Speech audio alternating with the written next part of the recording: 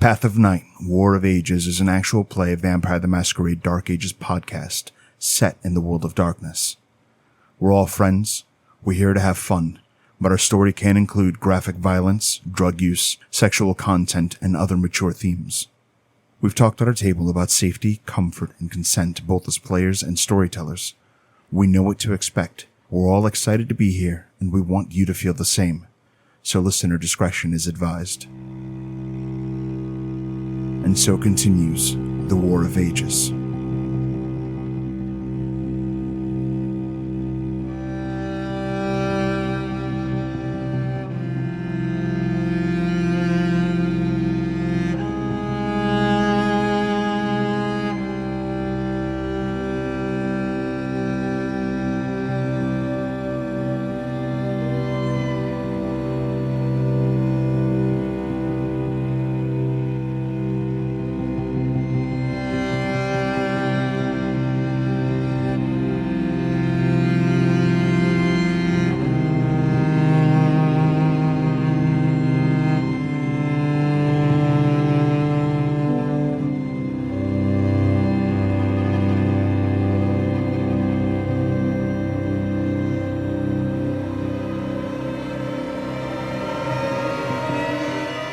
Last time on War of Ages.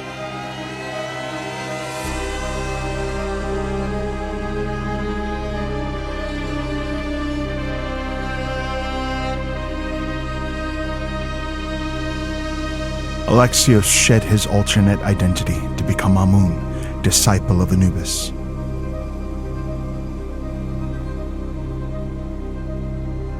Amun fulfilled his mission to assassinate the Ventrue slaver Roland.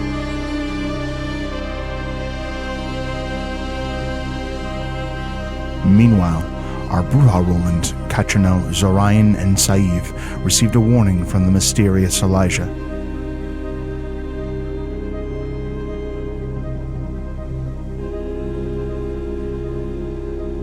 Amun rejoined his companions as Alexios as they speculated about the supposed werewolf attack on the city.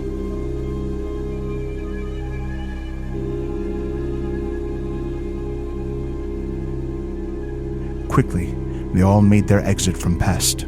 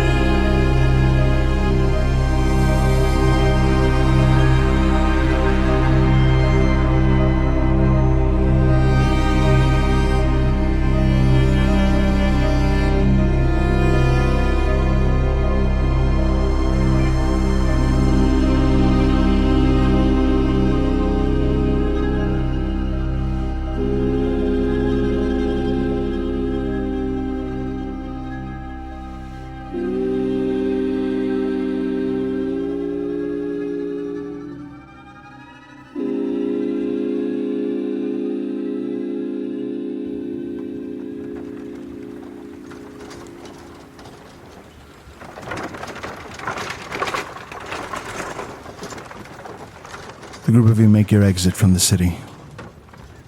It is a slow, exhausting, and often frustrating journey. By night, there's very little to see, very few people to interact with in order to maintain yourselves in terms of Cainite needs. And each of you will lose 4 points of blood. You feed with enough regularity to maintain yourselves, but these are long journeys through a countryside that is unforgiving to Cainites. As the snow melts away and pathways become more accessible. In 3 weeks, you arrive to the eastern border of Transylvania. You have been quiet for now, digesting what has come to pass, considering your steps going forward.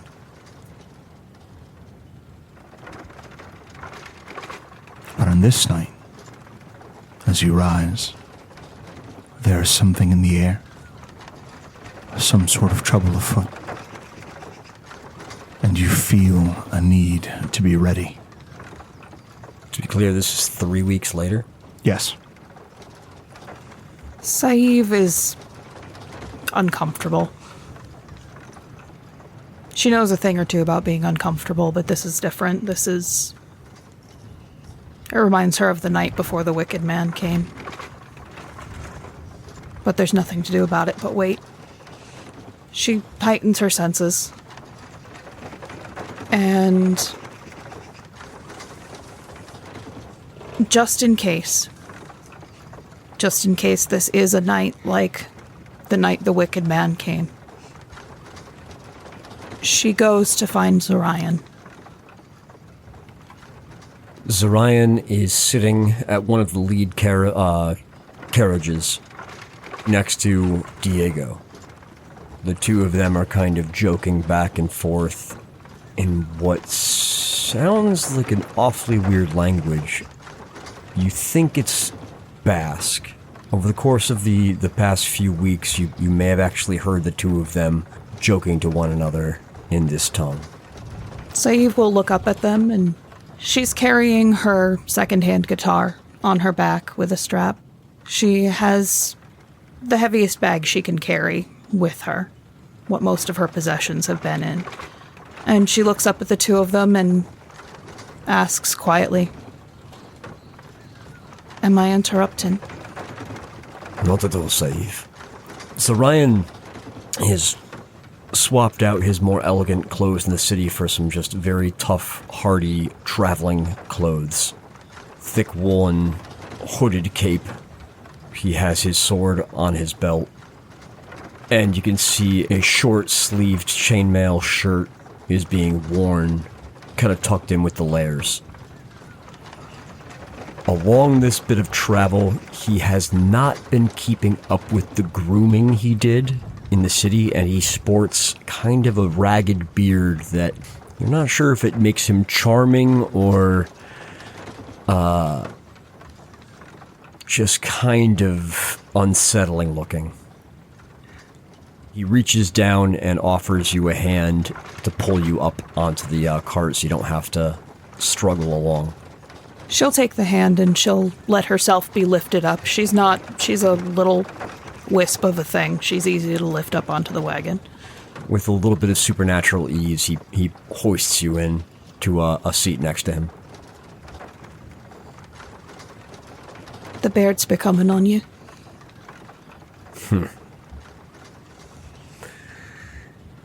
It is just tiresome to have to keep up on the road. Reminds me of one of the ghouls that I came up with. My sire forced me to grow this before he embraced me. Why? He said that it would perhaps come in handy someday when dealing with emissaries from the east. I suppose he'd know more about that than I would.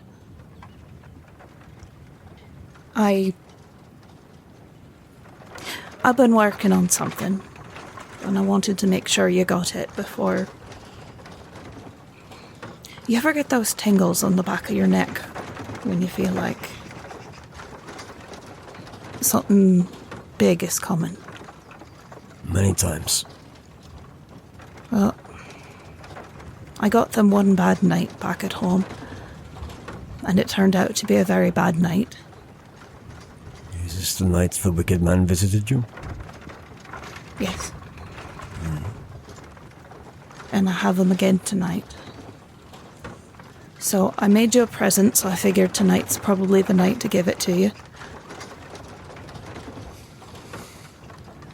Present? Yes. And where exactly did you find somewhere to acquire a present? I'm a lot more clever than I look. And I look very clever. I suppose you do. Zorion, do you... Just so I know how to have this conversation, do you think of me as less than you? No, of course not. I'm not a tool, I'm not a servant, I'm not... Sahib, we are all tools of one kind or another. But you don't see yourself as ruling over me. No, of course not. Oh, good, then I can have this conversation as an equal. He kind of flashes you an unwary, wary smile. Do you remember the night at the Bell and Rose? The smile evaporates. Because I can't stop thinking about it. And not for the reasons you probably think. I remember how frustrated you were. Because you thought your music was being taken from you. Because you couldn't wrestle your hand into doing what you wanted it to do. Because that part of you is gone.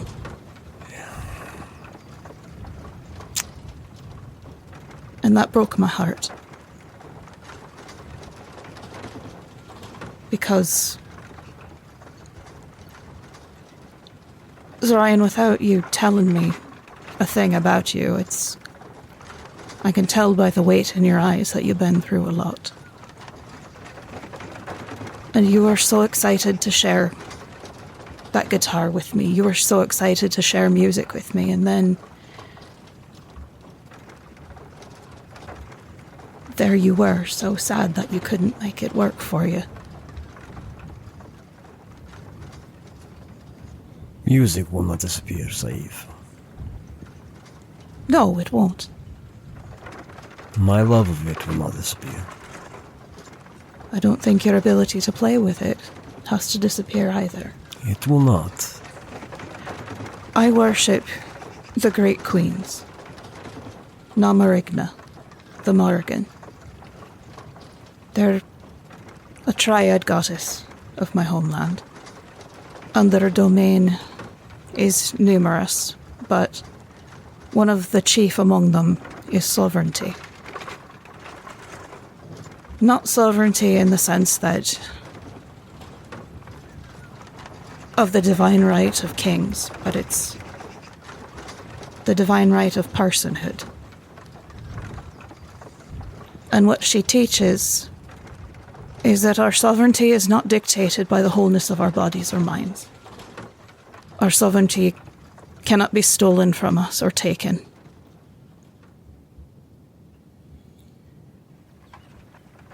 That's why I stand up straight, even though my knee will force me to kneel. That's why I'm an illiterate girl from far away, but I still try and speak to you like an equal.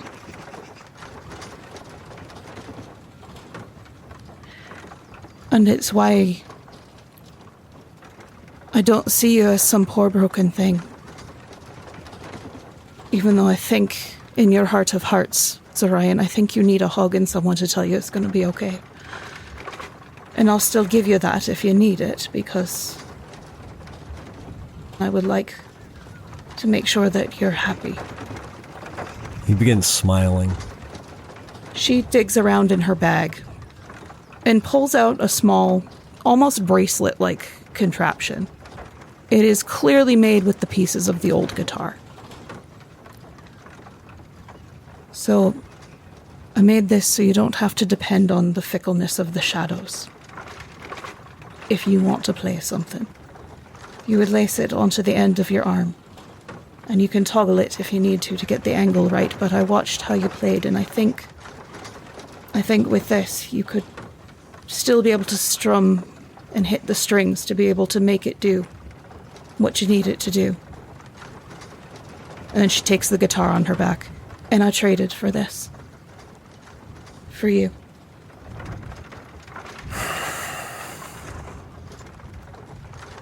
For me. For you. I still have my bow on. We can still play together. And I still want to if you still want to. His eyes get a little bloodshot as he kind of looks at these presents you've gifted him. He takes the guitar and takes a look at it. It looks a little bit like there's a little foot on the end with a small pivot. sort of like an elongated bracelet that it pivots off of that can be laced onto his arm. He kind of inspects it and looks at the wood that it's made from. Bloody tear streaks down his cheek. Sadhbh reaches up and wipes it with her thumb. My mother used to play guitar for me when I was just a boy. She brought it with her from Marrakesh when she visited my father's court. I loved that guitar. I do not know what happened to it. But my sister Berengaria knew how much I loved it. And when she had made friends with some of the emissaries from our enemies in the south, she had them bring up another guitar from the same artisan. My brother Sancho, he carved the hawk head that's set on its neck. They gifted it to me on my 16th birthday.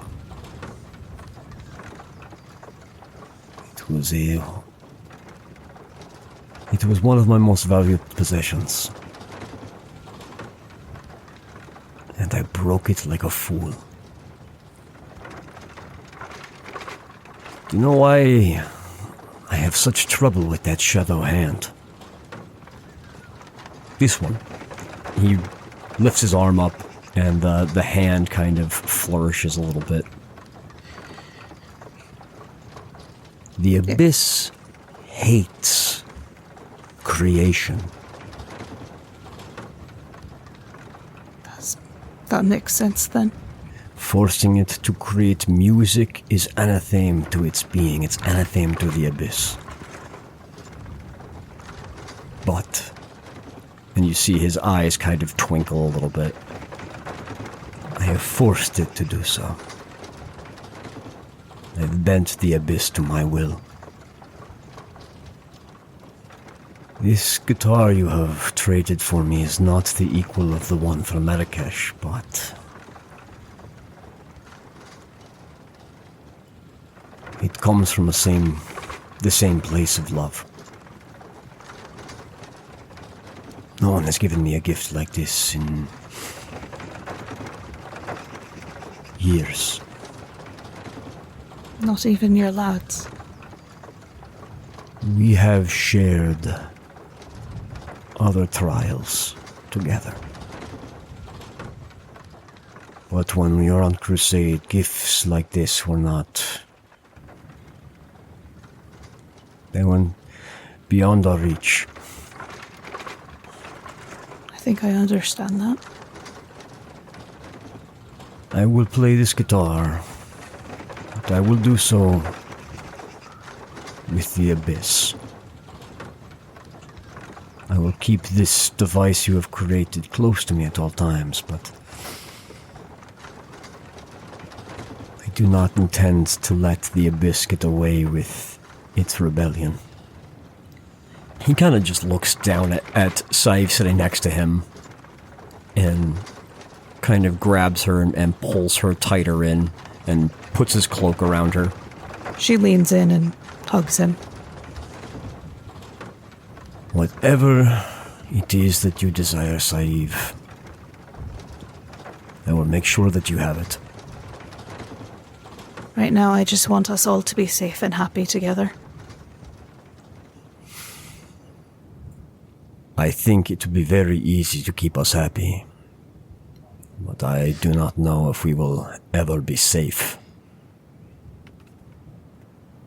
The word safe is punctuated by a loud whoosh that roars over one of the wagons that have been gathered and circled for the night, as very quickly it becomes consumed in flames. The sound is followed by wisps of light that erupt from further down the pathway as blazing arrows begin to punch and 2 other wagons and some of the men guarding the train that you have been essentially moving with you as you travel during the day. And as these fires begin to erupt, there is a long shadow cast of a monster with wings, a sharp beak, the arms and legs of a man too large and warped to have ever been human. The creature attacks, spewing fire from its mouth. Already, Zorion can hear his men drawing weapons and calling for the defense of the wagons, and an engagement begins.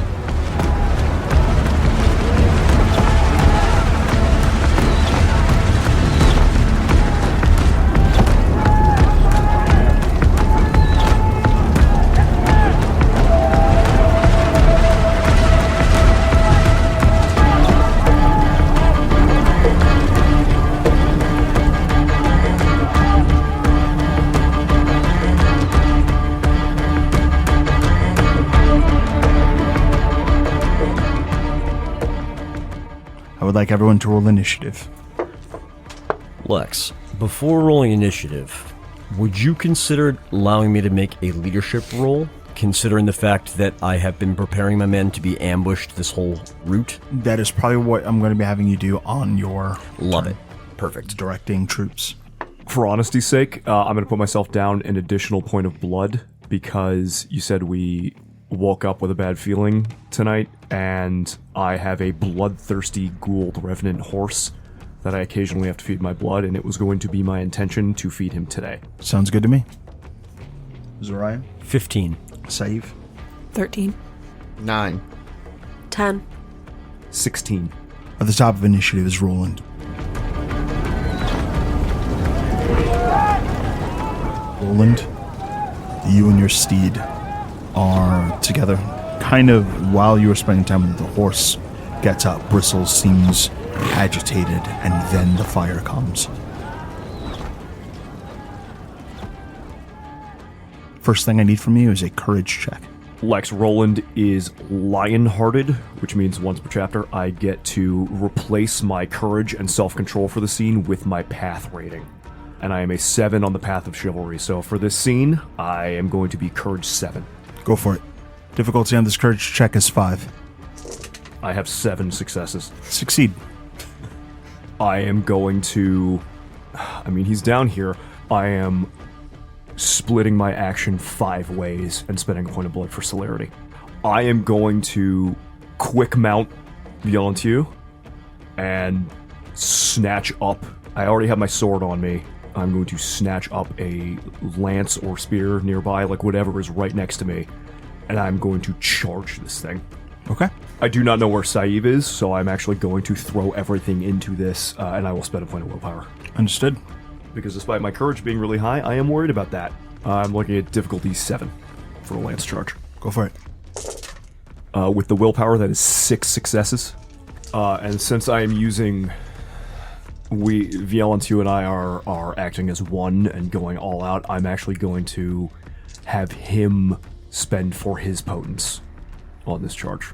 In case it matters, because this is a big monster, stone thing, this is an armor-piercing 3 attack.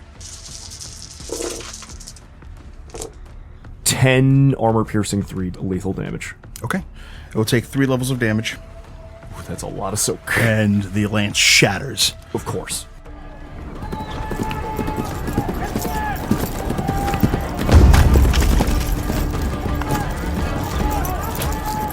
The charge carries me past it, and then I will wheel back around.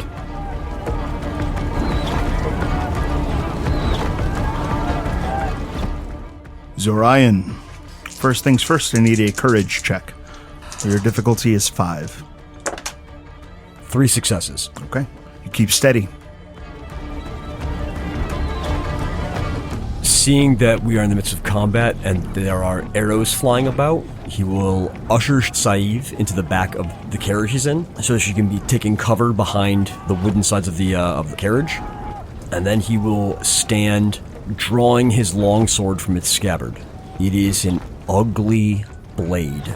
The last 6 inches of the steel have been snapped clean, and it looks like it has been honed far too many times. It is pitted, chipped, and stained an ugly rust color, even though there is not a speck of rust on the blade. He starts shouting commands to his men.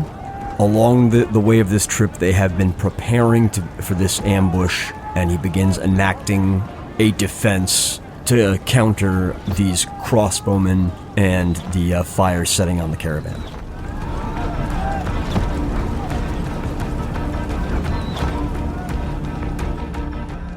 Okay, give me a leadership roll as you keep your men organized despite, the fire, the smoke, the chaos that is beginning to spread.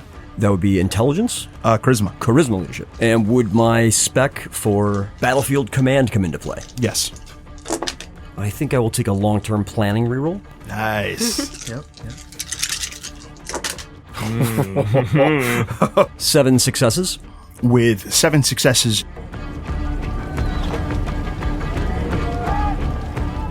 you can hear your orders being relayed among men, and what you have called for them to do is being acted upon immediately. We'll go to Saif. This is all too terrifyingly familiar to Saif. Made all the worse that she doesn't know where Roland is. And she knows that it's probably safest for her in the back of this wagon where Zorion has put her. But briefly, she's going to poke her head out with her heightened senses and see if she can just locate him. Roland.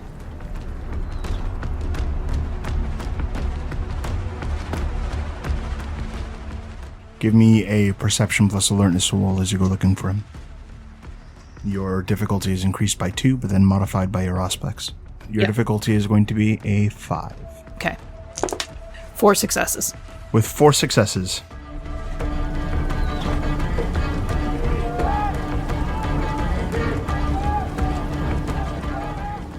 you catch a glimpse of Roland charging a flying beaked winged monster and shattering a weapon as he pierces its flesh.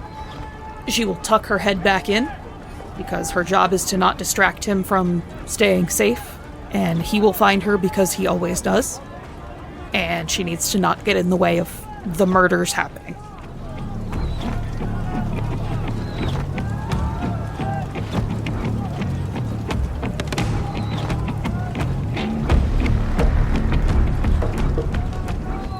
Having woken up with a bad feeling, it would have been the case that Catrinel would have activated her Koldunic powers in order to search the surrounding area, much in the same way that she did when they were leaving the cities.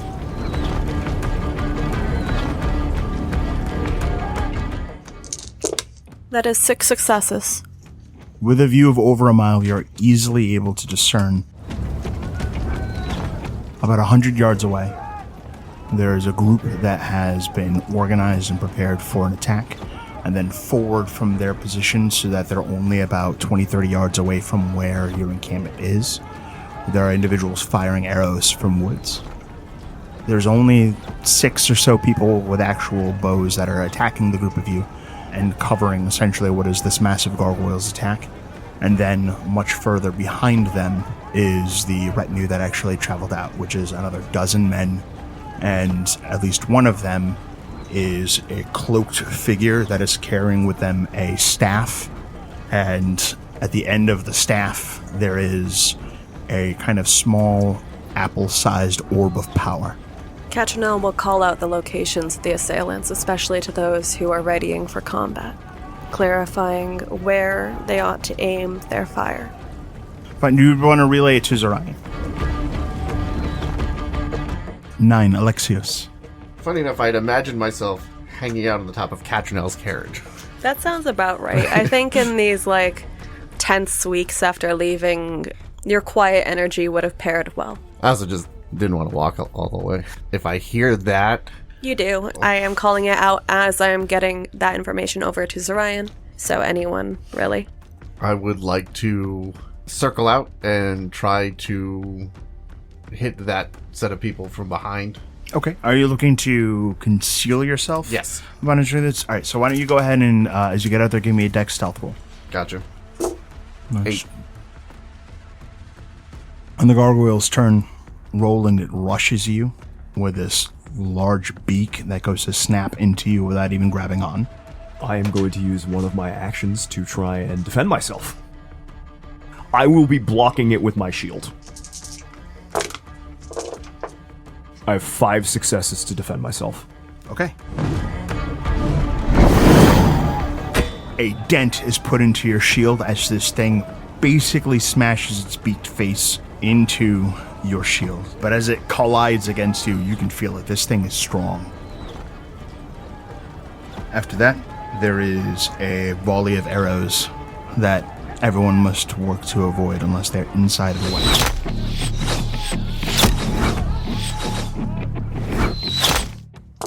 So you want us all to roll defenses, if we have them? If you have them.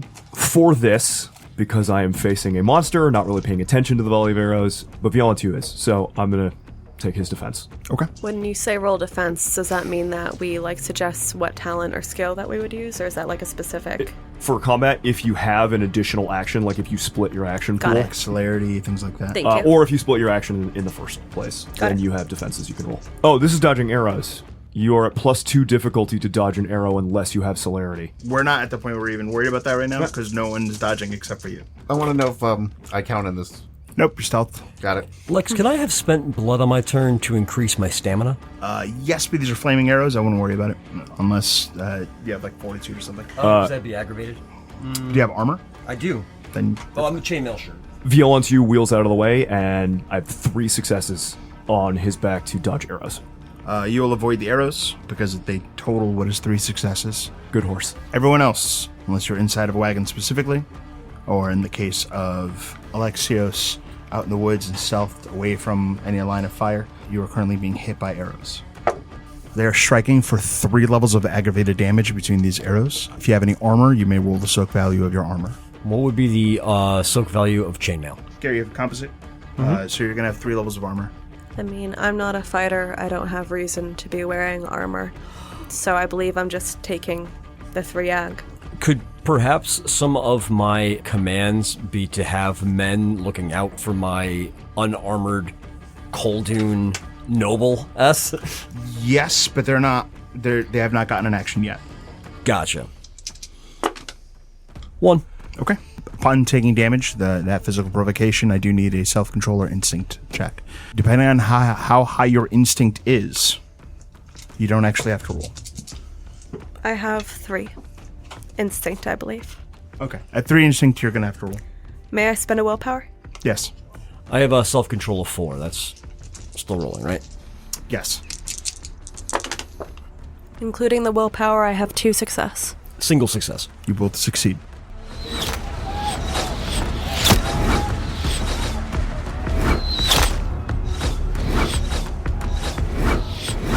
Zorion and your men lock in position, and Catrinel, you actually find yourself being pushed towards the ground as a pair of men raise up shields over you, and they seem to kind of be trying to pull you towards a wagon for cover.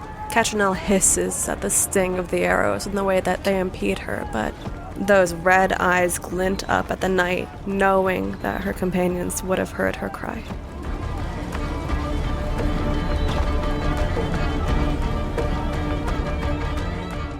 Rob, do you have any additional actions, or you? I have 2 additional actions. Let's go. The first one, this thing is right in front of me here, and is. it has wings and can very clearly fly. Yes. Okay. I drop the broken lance, and I am going to grapple it. Okay. I have the mounted grapple maneuver, so I can actually leverage Violentu's strength in a grapple. So because I have celerity, I'm not taking difficulty penalties, but I am down dice now because I've used multiple actions. 4 successes to grab him. Grabbed him.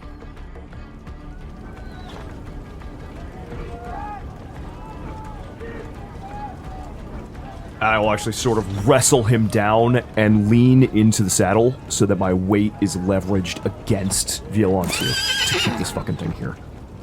Now that I'm holding it, what is it? Does it feel like flesh? You can tell that you are wrestling something that is very, very solid to touch. Then I guess since I'm holding it with my last action, while it's here, since I have it in one arm, I am going to then use my last action to, with my free hand, draw my blade. Okay. New round, Roland. I am once again splitting. This time I'm going to split for 5 actions instead of 4. I'm spending for celerity. And since I have this thing, I am going to bring my blade down on it. It's like wings and shit are flapping in my face, right? I'm just going to bring down hard and try and strike it with my sword. I do have a melee spec in swords, so I have 1/10 left, so that'll be 2 successes. And then I will spend an additional blood for potence for the round.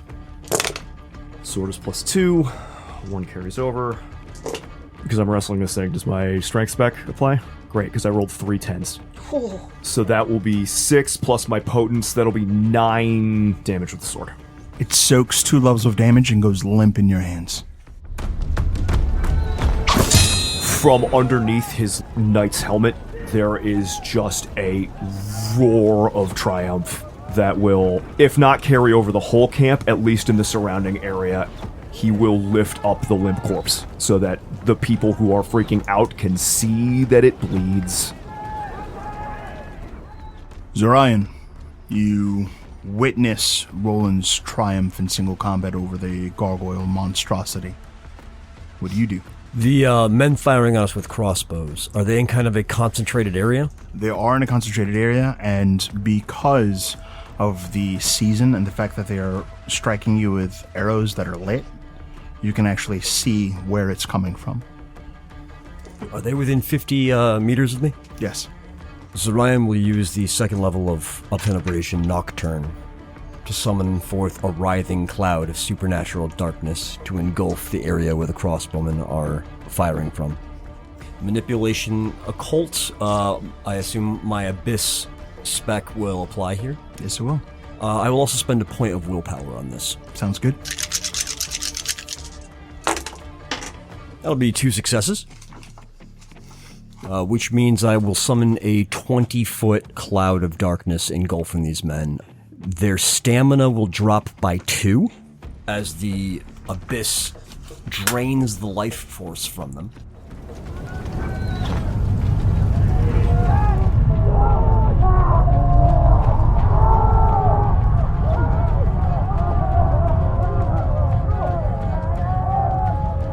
The Nocturne will tear their life force from them, and they will drop to the ground with 0 stamina scores and begin dying. They straight up suffocate. Seeing the group of crossmen engulfed, Zorion will kind of point his sword and shout for his men to advance.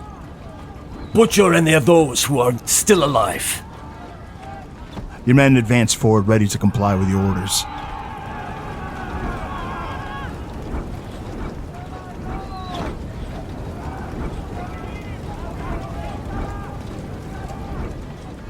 Saeed, we go to you. Saeed is continuing to have a nervous breakdown in the wagon. There are nightmares and flashbacks playing through her mind as she hears fiery arrows. She hears her people being impacted by them. That sickening sound of flaming arrows hitting flesh, and then that little hiss as they go out, as they make contact with flesh. And she forces herself to look out again and make sure that no one has died yet. She sees Catrinel being bundled under a wagon. Is Zorion still on top of the wagon? Yes, he is standing and gesturing to his men to move forward. As he's doing so, he snatches an arrow out of his chest and throws it to the ground.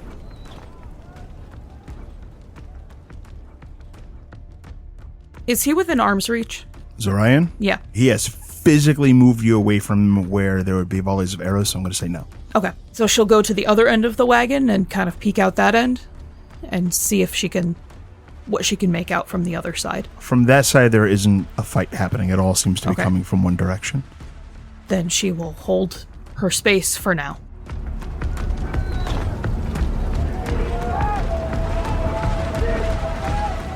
Catrinel, Roland, as you are brandishing the body of your enemy, you can see peeking up through these shields Catrinel's face. And the hate on her face is likely not for you, likely not even for the combatant, dead in your hands or incapacitated in your hands. She doesn't know, and it doesn't matter, because this Tzimisce, looking upon the creation that you have taken down, knows exactly what that is, and what it isn't, and what it was. But she steadies herself, and maybe your victory has also steadied her too. And with her fangs more elongated even than usual in a low growl, she commands the men around her. Make sure I'm near Zorion.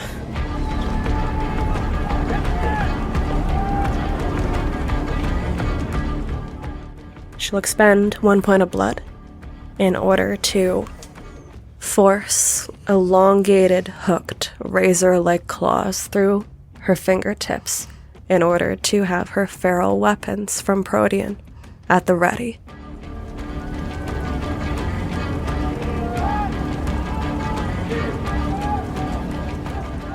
Alexios, the men you are maneuvering to flank have been consumed by darkness and are suffocating to death. But from your position, you can see that further behind them, there are more men, and among them a cloaked figure bearing a magical staff. And that is when you see something that you know you shouldn't be seeing. Walking through the woods towards you, and keenly aware of you and your purpose, is a tall, very tall, lanky figure, clad in a pallid mask and dark, mustard yellow robes.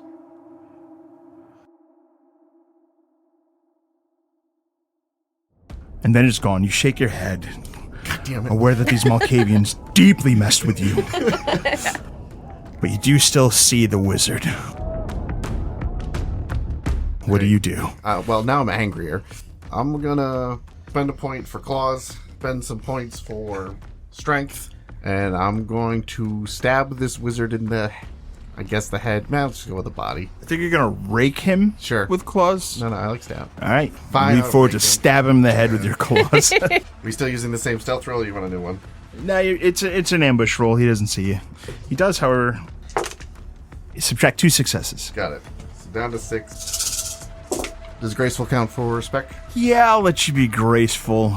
You're Altairing from like 20 feet away. 9 successes? 8 dice will carry over into damage.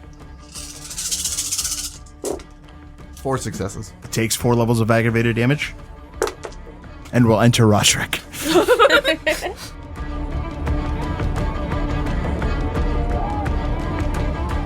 You strike the Tremere, pulling open his rib cage, exposing his heart, and he just screams, throws his staff at you, and turns to run.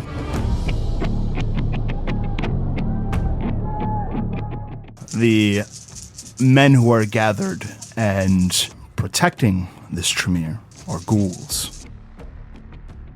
Tim, Yeah. I'm only allowing 5 of them to attack you at a time. Yeah, this is the part that was not going to feel good. The first one has 3 successes to hit you. I have no extra actions. The first attack deals 3 levels of lethal damage. I'll soak 3. Second one hits with 1 success, but this time it is 10 levels of lethal damage coming at you. 10? Yeah. That's going to torpor me. Tim, Yep. there are 3 more attacks coming at you. Yep. 1 success. 2 levels of lethal damage. Soaking 3. Okay. 2 to go. Will he make it?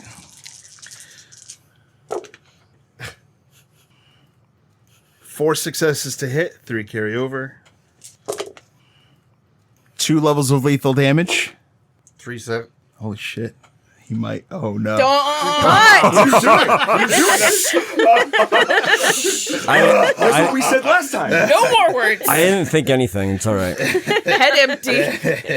Garrett's over here doing his job. Oh man! He's Peter Panning over here. 1 success to hit.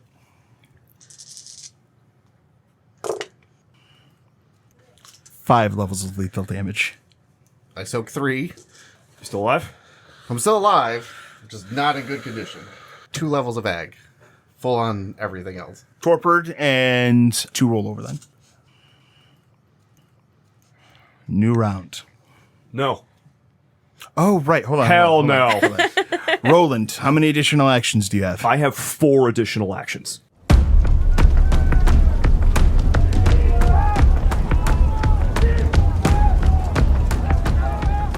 Catrinel is the only one I can see right now. I'm probably not extremely visible. I imagine I was like peering through the cracks of like. But you were like can right hear there, right? Catrinel, and you can see Zorion kind of standing and directing troops. Is Zorion within earshot? Both of them are. Then I'm looking at Catrinel, but I'm like tall in the saddle, and I will just go, where am I needed? 20 yards past where the archers are. Alexios needs you now. You see that where the archers are is a big inky cloud of darkness that my men are advancing on. Well, I will look at them both and make sure Steigelfest is safe. And I will gallop at full speed towards where Catrinel said to go. You ride through darkness. It is a cold, icy experience that washes over you and thankfully is left behind as you ride past. And after riding through, you can see where there are a dozen men having surrounded Alexios, and out past them is a robed figure that has lost one of their sandals and is running desperately through the woods to flee the fight. But there are a large group of men surrounding a downed Alexios. There is a large group of men surrounding Alexios. They have poor quality armor, but they are armored. They have well cared for swords. These are serious. Roland is an incredible combatant, and he's also not an idiot.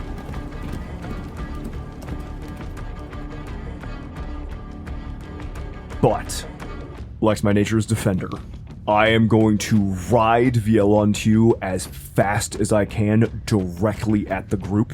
And then with my action, I am going to, just as we are about to make contact with them, pivot him from the saddle immediately and perform the side slam maneuver, which I also have, to slam this group of people with the side of my horse. Your horse snorts hungrily as you rush the group of men. Presumably my spec in combat riding, or mounted combat, would apply to a side slam. That's right. I got 6 successes. So, here's the deal. The damage of this is equal to Vielontu's strength in bashing damage, plus my rollovers, and I'm going to have him spend 4 potence again. 8 successes, so 8 bashing damage, and if they have less than strength 8, they are knocked down. It hits up to 3 people. The whole group you slam into is knocked down, and the 3 that are specifically hit are crushed to the ground and trampled, one of which actually falls unconscious. I have 2 more actions, because I used 1 to get over here and talk to them. The other way you use mounted grapple is for a ride-by grab. I will stow my sword and lean low in the saddle and snatch up Alexios. And then, even crushing 3 of these people with Vielontu, there's still 9 people here, right? That's right. Okay. I am going to wheel on Vielontu, and with Alexios up on the saddle with me, I have 1 more action. Since I was still moving as a ride-by, I can technically do another slam as I wheel Vielontu around and just slam him into a bunch more people. Does that sound reasonable? Sounds fine to me. I still got 4 successes. A lot of failures. Oh, but his potence is still up, so that is 6 successes. One of them gets hurt pretty bad. The other 2 fend well enough, but all three are knocked to the ground. While you are facing back the other way now, from where you are, you see that the Nocturne has faded, and in its place, you can see a portion of Zorion's men taking up crossbows and preparing to lay down fire on, not you, but on your position to deal a pretty significant blow to the men that are currently in disarray. Roland will raise shield over Alexios and his body, just in case they don't get out of there in time before both start flying. Violentiu has an action of his own, and I feel like because there is an unconscious or like prone man right at his feet, that he will just stomp on someone's head in a fit of violence.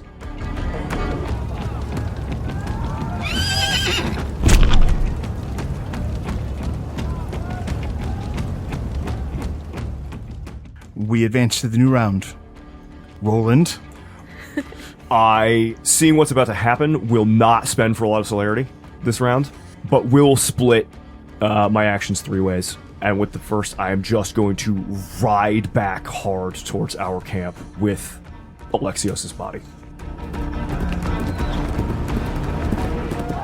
Riding back to the group, you can see that Zorion and the rest of Zorion's men at this point are following suit towards where that firing line has been set up. And at this point, that other force is either going to retreat or they're going to be slaughtered to the men. There's too much having to get up off the ground, and this is over. You can hear Zorion shouting to his men that he's offering a golden dinar for each prisoner brought to him. As I ride past you, there is a nod of the helmet as we ride into camp. Underscoring that, you can always hear Catrinel's voice snarling out the new direction, even as his men are taking hold of the situation, even as he's taking prisoners. You have a steady stream of intel. They're never able to run without you knowing about it. You see everything through her eyes. You hear Zorion call from the clearing of the archers. Where is the wizard? You ran off. You was in your track. I can ride him down. Bring him to me. It is physically impossible for this Tremere to escape Catrinel's perception, and he is a little man running through the woods with a sandal, so there's no way he's outrunning the men / massive monster steed that are in pursuit of him. The men, all of the archers that have been defeated, are killed. Your men do not seek any reward for their lives. They struck you with arrows, they die. But they will attempt to take the group that had fought Alexios prisoner, as many as they can collect there. The Tremere is going to be rounded up.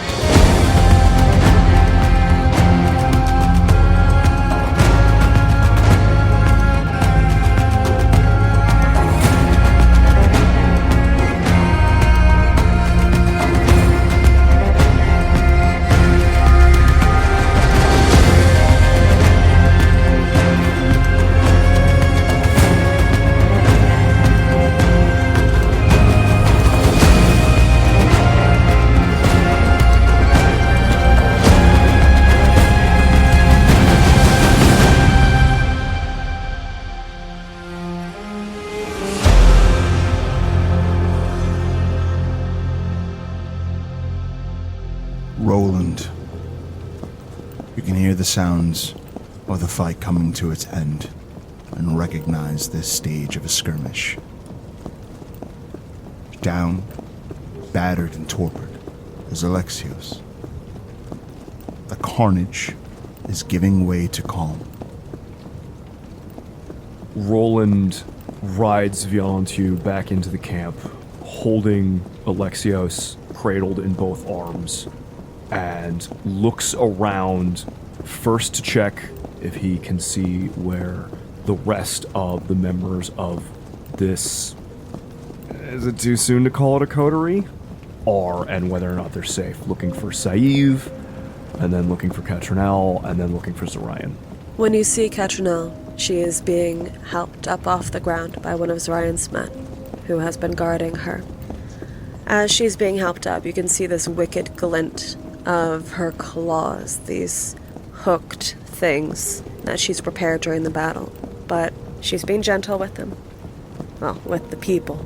She rips an arrow out of her chest, thanks the men, and goes to check on her people as well. Zorion is conducting the group of men in a flurry of motion. He does not seem to be aware the battle is over. He is drawing up wagons into a pre-planned position of defense and kind of cordoning off a inner wagon that he is kind of conducting all of this from. He is instructing men to bring all of the attackers into a central position where they can be looked after. He kind of eyes them with a hungry stare. You can see that he has been struck by several arrows, or bolts, I suppose. And upon seeing Roland riding back on Viantu, he kind of nods and puts his sword away, which you probably catch sight of the sword and see the pitiful condition the blade is in. Very much a contrast to the fittings of the blade itself. Roland nods back to Zorion, seeing that he is sort of busy and has things in control. Rides over towards where Catrinel is and, still holding Alexios, jumps off Viantu. His eyes flick down at the hooks at the end of her fingers for a second, and then back up to her eyes. I'm sorry that you're injured. Do you need any further assistance? Very dismissive of, like, the crowd of men that are fussing over her. Oh. What's done is done. There is a matter I need attended to. That gargoyle. What? She jerks her head over to the side, to that strange creature. As you look to it, you can actually see Zorion's henchmen dragging it towards the central wagon, and it is this battered, broken stone monster. You recognize exactly what this thing is. Mm-hmm. You also notice that out into the wood, more of Zorion's henchmen drag back a broken, torpid canine. Catrinel's eyes narrow as she turns her head to indicate what she's talking about, and she sees all this. Roland does not obviously notice the Tremere that is being dragged out of the woods. His eyes go right to the broken creature. A gargoyle.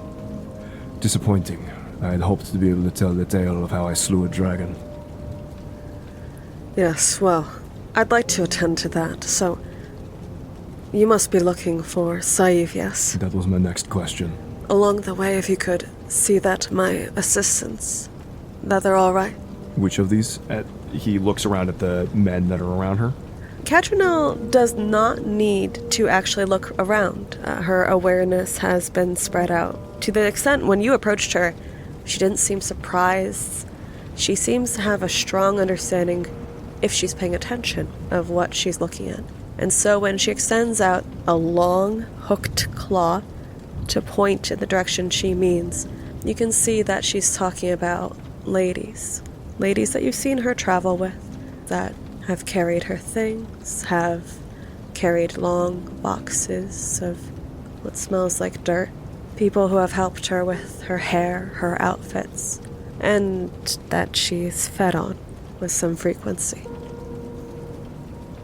Do you know if any of these ladies in waiting need immediate assistance? I would be happy to help, but I fear that I do fret for Sadhbh. Then go. And with that, Catrinel immediately turns and marches over to Zorion's men as they're loading up the gargoyle. Roland had been reaching a hand sort of inside his tabard, but when she just immediately turns and goes, he gives a little shrug. The hand withdraws, not taking anything with it. Roland will walk on, leading Viantu by the bridle and holding Alexios, at this point, over one shoulder. He will walk in such a way that he does pass by the ladies in waiting, and will give sort of an appraising look. Is anyone here injured?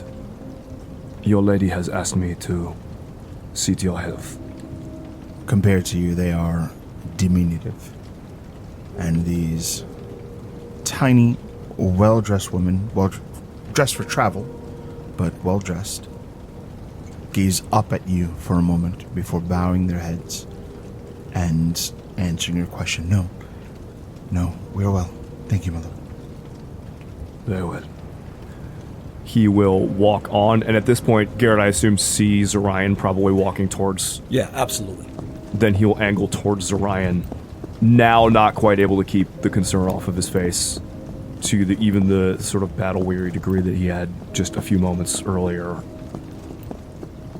You have things in hand. Where is Saif? He kind of cocks an eyebrow. I put her in the wagon once the bolts started raining down. She is still hiding in there, which is probably for the best. Good. I will see to her. Where are the dead being taken to? My men are marshalling things. What happened to Alexios? You are surrounded by a number of ghouls in the middle of the enemy camp. Do you intend to keep carrying him everywhere you go? For the moment. He kind of looks at you like, oh yeah? Where is the dead? He kind of motions over to where the prisoners and those injured are kind of being collected within the middle of this wagon circle. Would you do me a favor? Yes. Would you have one of your men bring one of the fresh corpses? Fresh corpses? If we are to have a simple rest of the evening, the scent of blood is in the air. I wish to sate the horse.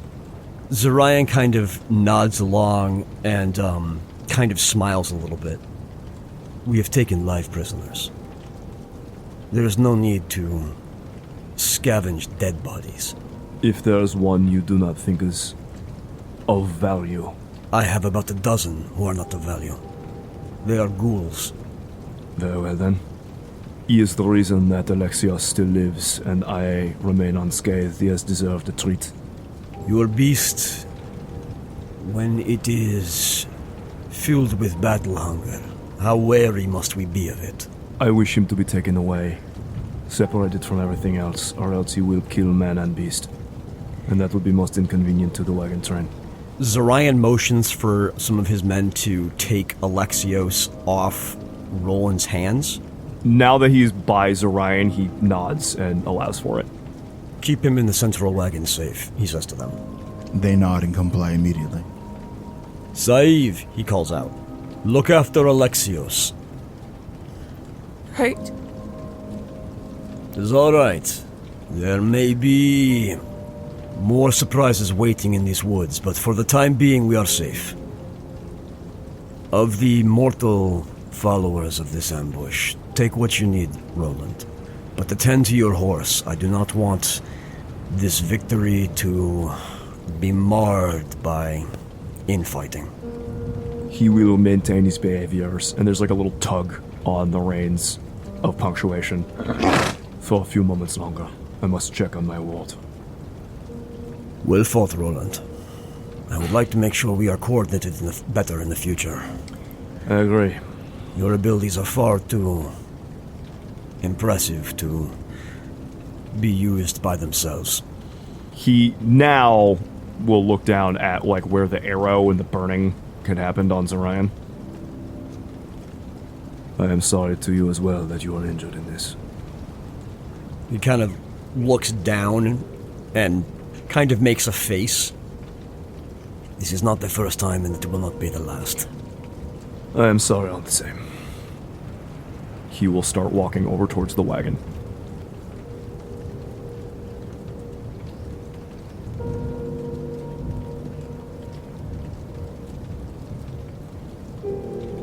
Saif is nowhere in sight. Inside one of the wagons, she is curled up, shaking, trying to block out the nightmare that has become real once again, and crying tears of blood, angry and emotions she does not have the maturity to name.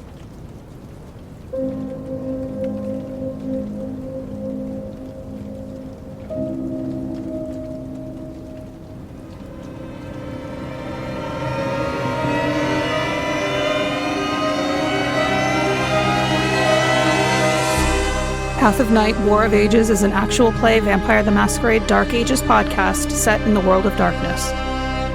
Alexios is played by Tim Davis. Catrinel is played by Rebecca Steigelfest. Roland de Roncevaux is played by Rob Muirhead.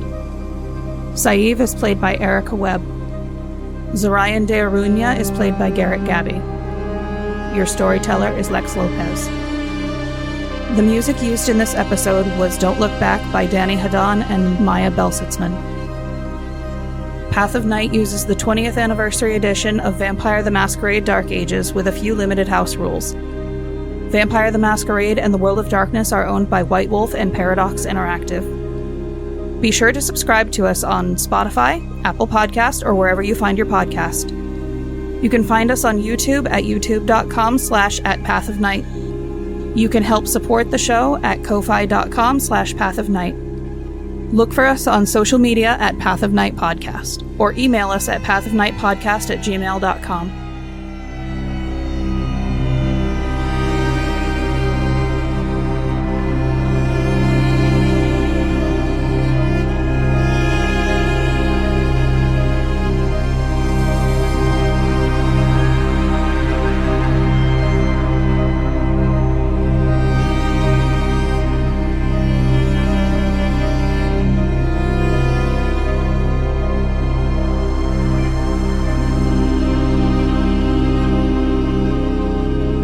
See you next time, Cainites.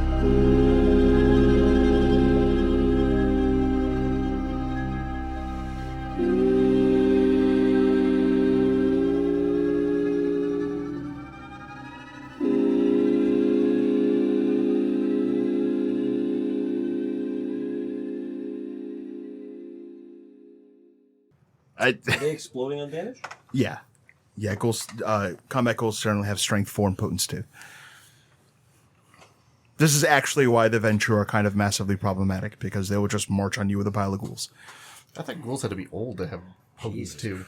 They do. Your Dometer has to be old. Yeah. That's why Violence 2 gets to have potence too. Yeah, the best I can do is 3. Can you say that in my... You don't have armor? I don't have armor. No, he's an assassin. That doesn't mean no armor, it just means light Well, a armor. point of willpower will keep you on your feet at in cap. For the next 3 attacks. And if you still have blood to spend for the round, you can put it into stamina. Yeah, I guess that's what I gotta do. you can roll fortitude and stamina, right? Yeah, you roll them together. Okay. Yeah. I don't have a lot of fortitude. That's the problem. Okay. We're babies. It's our first fight. Tim's used to a lot of fortitude. I'm also used to having extra actions and to blow on defense retro. I'm not. It's very fun. I forgot to save an action for defense at least. Yep. So You alpha struck. yep. Unsupported. This is why I warned everyone where the armies were. Yeah, that's why I wanted the wizard out.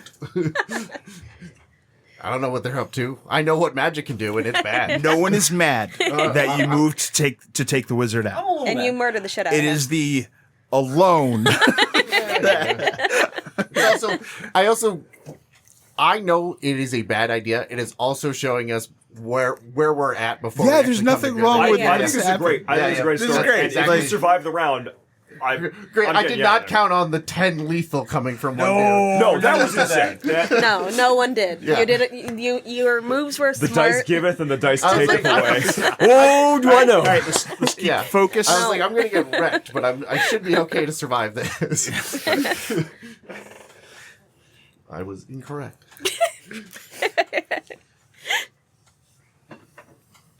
It's partly my fault. When you soaked the first 3, I was like, oh man, he's going to make this. Like in my head was thinking, yeah, it's totally my fault. Good on you for taking responsibility. All right, so let's, You know. All right. I was just nervous laughing at the it's a faces really Lex is making. bad. Every time the man in the pallid mask shows up, this sucks.